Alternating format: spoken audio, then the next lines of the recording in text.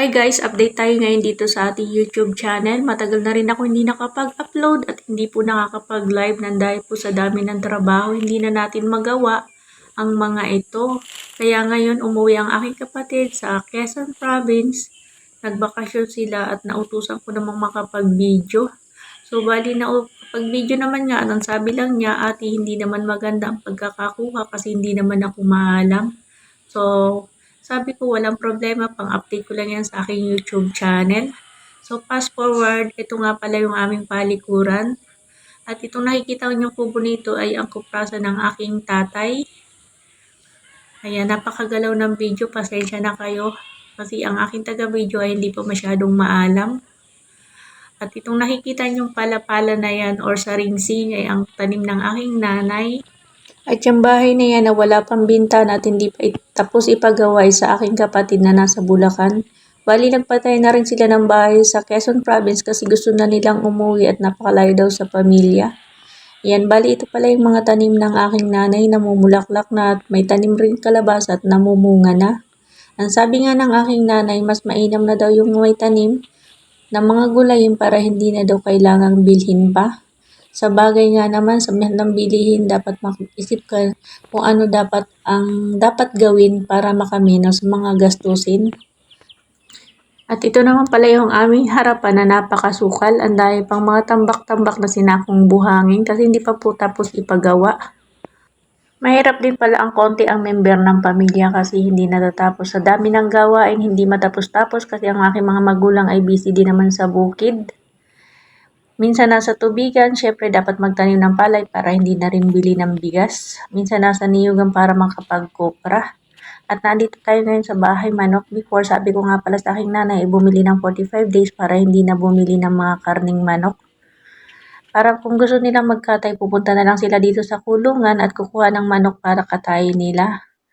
At isa pa, menos gasto sa pamasahe. At syempre, pag nasa bayan na, iba na ang presyo, mas mahal na ang kilo. Ito, ipapakita ko lang yung buhay namin mula noon hanggang ngayon bilang isang probinsyana.